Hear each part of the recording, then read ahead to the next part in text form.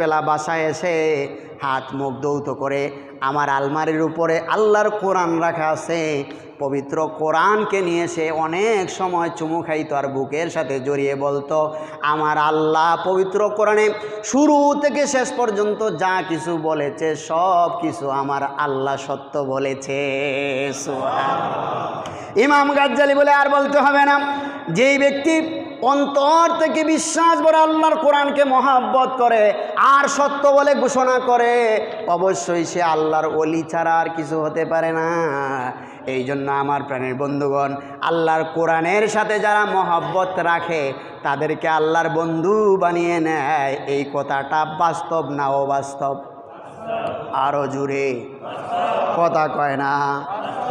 তাহলে যে হাদিস বলছিলাম, আল্লাহর নবী বলেন, হে আমার সাহাবী শোনো, সত্যিকার অর্থে যদি তুমি সূরা ইখলাসকে ভালোবাসো